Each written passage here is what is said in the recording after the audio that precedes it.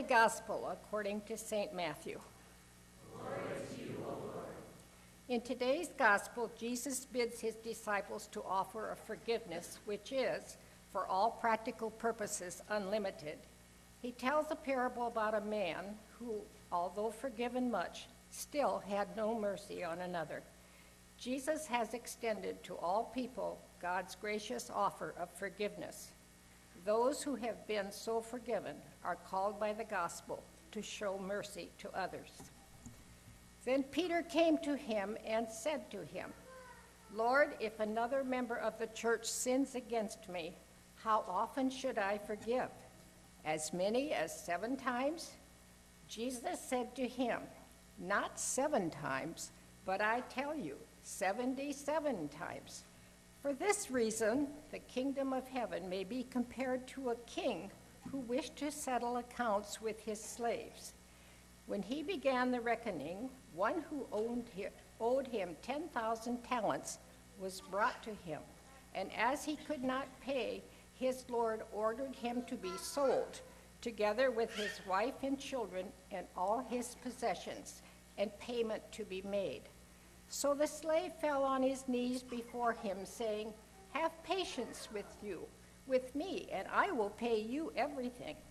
And out of pity for him, the lord of that slave released him and forgave him the debt.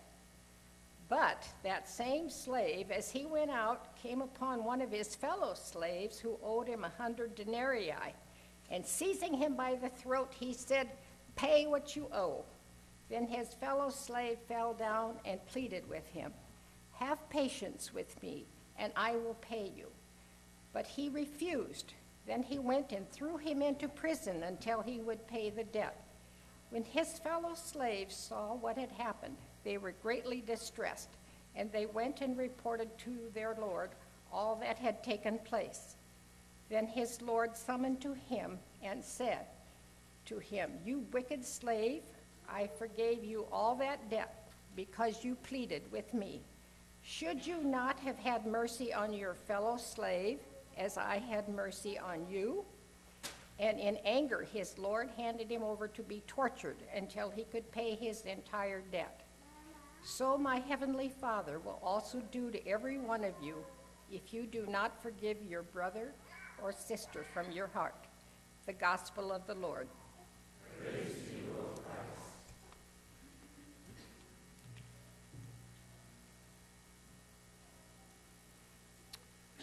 Let's begin with a word of prayer together. Oh God, there are those times in our lives and there are those people in our lives that hurt us in small ways and big ways, and we do the same to them. And so today we come to you in need of forgiveness for those sins that we have committed, and also in need of the ability to forgive others, to show them mercy and grace, and to leave the judgment to you. So help us today to sort through this and to think about our practical daily lives and how we can make these words that have just been read a reality. Amen. Well, we're in week 3 now of a 4-week sermon series on forgiveness. As you see on the screen, there are some of the topics that we've covered already for 2 times, and then today we're talking about forgiveness of those outside of our immediate family. Okay? Next week, as I mentioned, we'll kind of depart from this for a week and talk about the trip that they just returned from to South Dakota, and then Alyssa will wrap it up on July 1st, talking about forgiveness in our families, like our children and our parents or our siblings.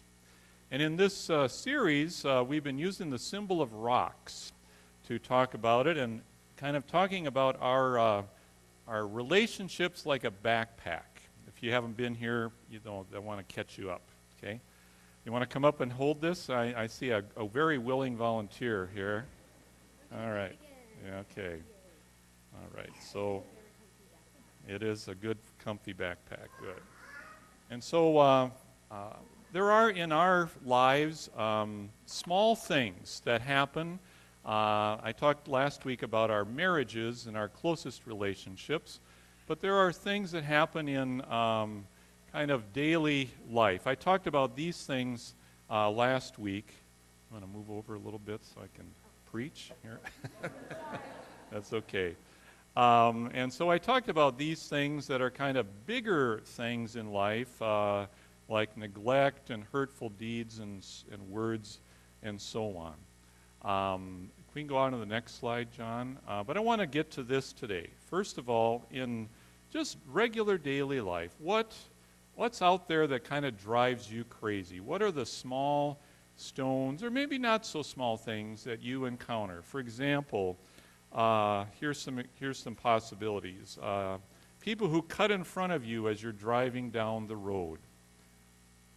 A coworker who seems to need to talk to you forever when you are on a coffee break or just getting ready to get going with your day.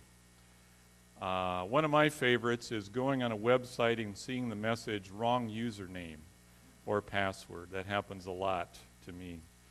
Or another favorite of mine over at Hy-Vee is people who have 20 items in their cart going through the express lane. And I don't know if you can read that sign, those of you in the back, but this is from a Walmart that says 15 item limit, and 15 is this many, and they have 3 hands for those that can't count. Okay? Yeah. Or I'm going to talk about this in a little bit, waiting for your server to come back to take your order at the restaurant. Today maybe you'll go out for brunch or lunch or something, and that may happen to you.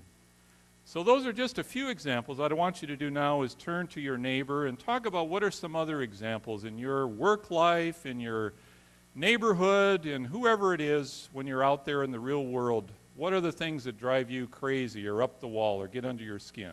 Take a moment to do that. I'll give you a few here to get you started. Yeah, you bet.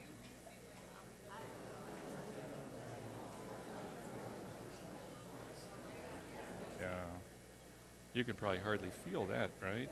Yeah, nothing. I probably walked that new hill they have at ULU I got to. Yeah. The Trailmakers. Yeah. The big money. Yeah. I can probably do that and even feel it. Yeah, don't even feel it. Yeah.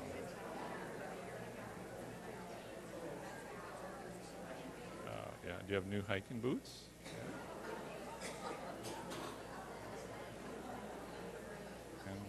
Sure. Okay. Yeah. Sure.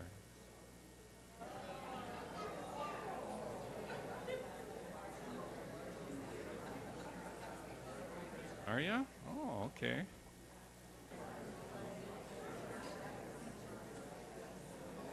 Okay, I'm going to cut you off. I know you could go on and on. Any examples out there that anybody wants to call out? Things that drive you up the wall, get under your skin? This heat.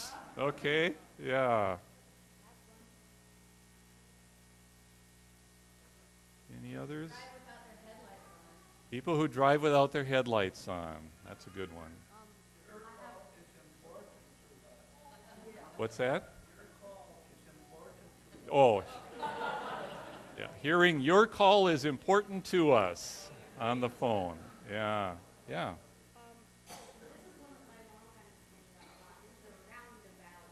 The roundabout. Yep, there you go. Our lovely roundabouts. Okay. Well, let me share one that happened to us in our last community. I mentioned last week a story about, why don't you sit down for a minute here and then we'll get you back up. I told a story about Harry and Vivian last week, 2 members of my congregation. Well, that was an interesting community to live in, and we had a next door neighbor that I'm going to call Chester, who was a Norwegian bachelor farmer who had moved to town when he retired and lived in a tiny little house. In October, when the breezes were the best in our little town, fresh and clear, we would often open the windows. We had just a small window unit in this big parsonage. They felt we didn't need central air, you know. And so we had a window unit on the west side of the house where it was always the hottest. So it was a great delight in October to open the windows and let the fresh Minnesota air come in. But October, of course, was also leaf burning season. And on the farm, Chester would always burn his leaves because, you know, he had no neighbors within a long distance from him. And in town, he kept up that habit and would often burn his leaves on his dirt driveway. This could exactly be Chester and our parsonage to the left.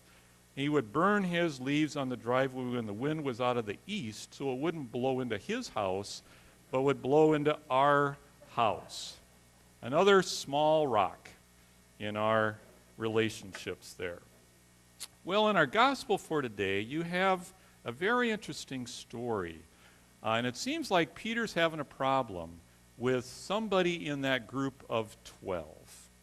Imagine if you were with the same group of 12 people for pretty much 3 years in a row. You know, there's going to be some rubs that come up. And we get a hint of that now and then in the gospel story, that one story about the disciples arguing with themselves on the road over which one of them was the greatest. That's a little hint of problems. And so Peter asks the question there you see at the bottom of the screen to Jesus, Lord, if another member of the church sins against me, how often should I forgive? As many as 7 times? Now remember that the church, when Peter said these words, was pretty small. This is before the day of Pentecost, before the day of the Holy Spirit coming and 3,000 signing up to be the church. The church was those 12 plus a few other people that hung around Jesus. So in all likelihood, what he's saying is, if another member of our little group of 12 sins against me, how often should I forgive? And there are scholars that have done the research and tell us now that in that day, the teaching was, as you see on the screen, rabbis taught that if a man commits a transgression, the first, second, and third time he is forgiven, but the third time or the fourth time he is not. So Peter must have thought, well, I'm being pretty generous here. 7 times, that's almost double. Well, that is more than double than what the rabbis taught. But we have this incredible thing that Jesus says to the question, is 7 enough? He says, no, 77 times, Peter, or in some translations, 70 times 7. It doesn't really matter what the number is.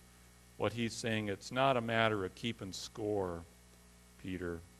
And the reason is given in the parable that follows.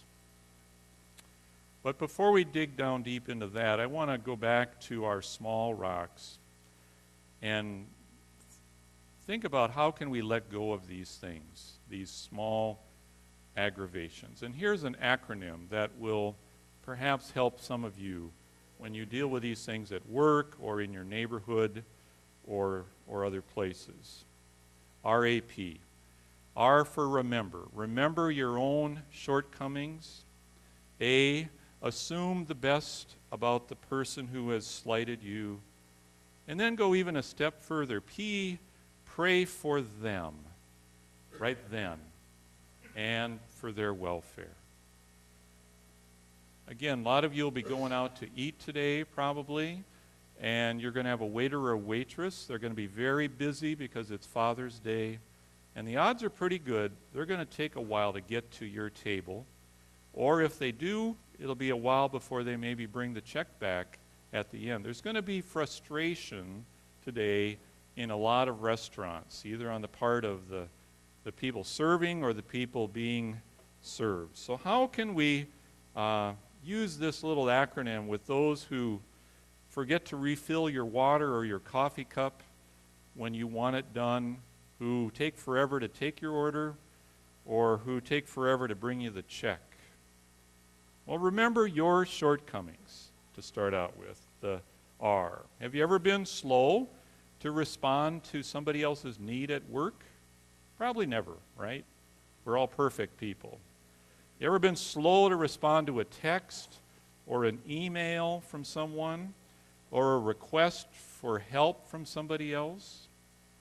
You ever been impatient at home when you wanted something done for you and it didn't happen as quick as you wanted? Then you're in the place of this waiter or waitress.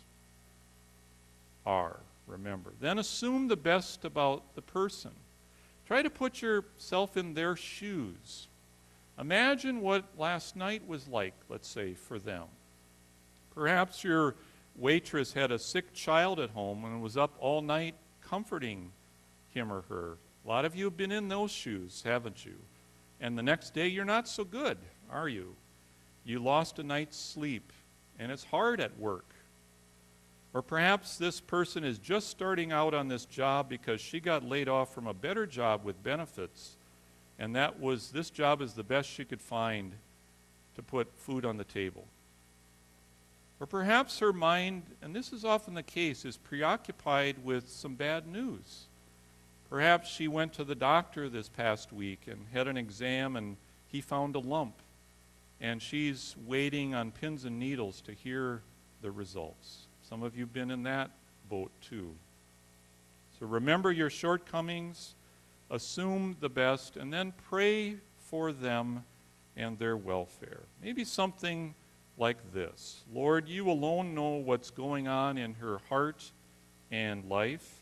She seems stressed out today, like she's at the end of her rope. Please bless her in some way. Maybe use me to bless her. In his small catechism 500 years ago, Martin Luther wrote these wonderful words as an explanation to the 8th commandment. I think these are so timely. Why don't we say them together? We are to fear and love God so that we do not betray, slander, or lie about our neighbor, but defend him, speak well of him, and explain his actions in the kindest way. I love that. Explain his or her actions in the kindest way. In his book that we're using as a basis of this sermon series, Adam Hamilton tells a story. He flies a lot. And he tells a story about a flight attendant one day who seemed very grumpy and stressed out. And as she struggled along in the plane, bringing everybody drinks, he prayed for her silently. And when she finally got to his seat and asked what he wanted for a drink, he said, "I want you to know how grateful I am for you and for the way you serve us. Your job really matters, and you make our long flight so much easier." And she looked at him in surprise and smiled and said, "You know, you're the first person in weeks that has said that kind of thing to me. All day long, I deal with complaints from all these passengers. I really appreciate what you said." And for the rest of that flight, she was a different person. She had a smile on her face. It was like a big burden had been lifted off of her shoulders, and she cared for all of the passengers on that plane. Now, doing this rap works well with the little stones of life, but what about the medium rocks that you experience at work or school? Come on up here, Wes, and we'll give you a little more to carry around. What about the bigger stuff than just people being slow to bring, your food to you? There we go. And what about those kind of things that bug you in daily life, maybe at work or in your neighborhood, the things that just weigh you down? Okay, why don't you sit over there for a while? I said to you, here's some examples. When you feel betrayed by a friend, that hurts, doesn't it? Or when a coworker lies about you so that they can get the promotion that you had hoped you would get. Or for people in school, when a kid bullies you or a group of people bullies you and continues to do that. I suggested last week that we have a choice with these rocks. We can either hang on to them and kind of be ready to throw back at them when we get a chance, an eye for an eye, a tooth for a tooth, get justice. You hurt me, I'm going to hurt you more. Very common response. Look at the Middle East. For decades, that's been what's going on. Or we have the option of letting it go. And you know, when we let the big ones go, you feel it, don't you? Wouldn't that feel good to get that out of your backpack?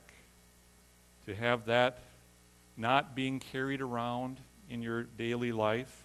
And to do that, we need to show mercy, which is not giving to a person what he deserves. Not giving to a person what he or she deserves. Or putting it a slightly different way, it's grace. Giving someone what he does not deserve. These are two sides of the same coin, mercy and grace. And in order to make any sense out of Jesus' words about 77 or whatever the number you want in forgiveness, we need to dig into this story to help us make sense. And we have to do a little math to make sense of this. If you have a calculator with you and want to check my math, feel free today. But there's some numbers here that are kind of big numbers, and we need to know a little bit of background. They talk about the talents. Did you notice that? And that's not meaning the talent to sing or the talent to shoot a basket or whatever. A talent was like a unit of money. Was like a gold bar, really, at Fort Knox. You see on the screen it was 6,000 days' wages, whereas a denarius was 1 day's pay. So on the one hand, the first slave in that story had a debt to the king of 10,000 talents. And let's say in today's numbers, just to make it easy, that a person made $10 an hour, okay? So if they work 8 hours a day, what would they make in 1 day? $80, right? Okay. So one talent, just one talent would be 6,000 times $80, right? Or almost $500,000. Okay? That's just one talent, if my math is right. Now, 10,000 talents, Glenn, you taught math for years. I think that is probably in the neighborhood of $4.8 billion, if I counted all the zeros right. Okay?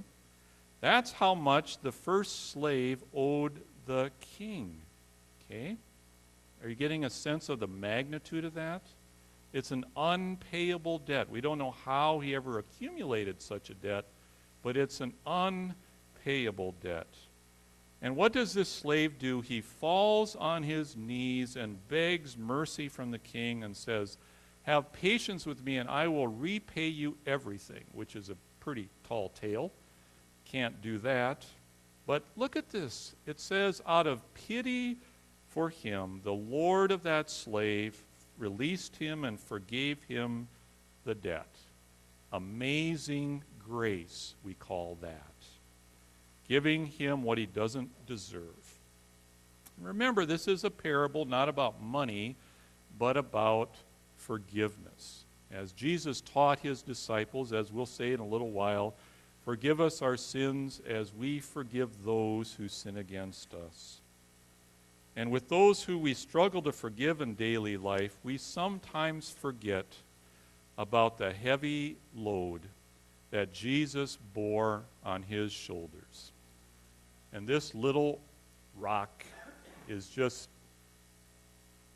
a minor example of what he carried on his back. I won't have Wes come up to do that. but that's a heavy, heavy load. And we, as I'll say in a minute, sometimes have these heavy loads in life. And that heavy load that Jesus carried on that cross is meant to change your heart toward other people.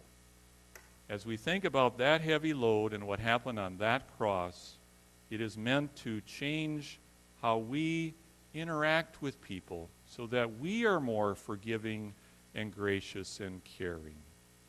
But in the parable, that is what the first slave does not do. Did you catch that? The first slave is owed 100, if we can go back to that prior slide, John, 100 denarii, or about $8,000. You know, no small amount, but compared to being forgiven $4.8 billion, see the difference? And yet he can't let go of the 100 denarii debt, and so he chokes his fellow slave, demanding that he repay him. And at the end we hear those chilling words from Jesus. Should not you have had mercy on your fellow slave as I had mercy on you? He doesn't say, though, that this is going to be easy, but that's what he calls us to do in daily life.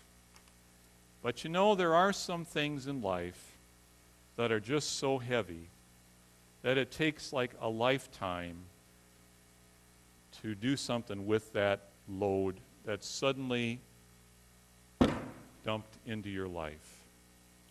There are people in this congregation who have had children assaulted in communities who didn't live through it.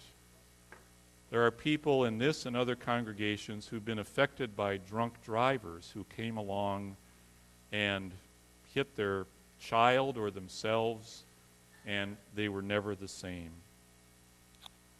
There are those in our world who have experienced mentally ill gunmen coming into schools and start shooting at student teachers and staff. And some people eventually come to a place of acceptance, like those people in that church in Charleston, South Carolina. Remember that? Where they welcomed in a young man to their Bible study, and then he started shooting at them and killing 9 or 10 of them, or whatever the number was. And later on, many of them said, "We forgive him." How is that possible? That takes focusing on that and really letting it get into your heart and soul, and then focusing on the perpetrator of what was done. But for those of us who have been lucky enough to never have experienced these horrible things, we should be very slow to judge those who have been the victims of these things, and quick to listen to others who've gone down those roads. I saw in the paper yesterday that this coming Thursday night here at the Linn-Mar campus, there will be students from Parkland, Florida, from that high school where the gunman came in and shot and killed so many people, sharing about their experience right here in Marion, Iowa, right down the street. So I encourage you to take some time and go listen and support these young people and their families. And if you can't make it, say a prayer for them as they travel around and share about this heavy, heavy burden that has been placed in their life. Let us all help them to lift those kinds of heavy stones. Let us pray. Oh God, these are hard teachings to make sense of. Some things are easy to forgive, some things not so much. But we give you thanks that you bore the heavy, heavy burden of our sin on the cross so that we might be set free from seeking retribution against those who hurt us, but rather giving them grace and mercy. Be with us this week. Amen.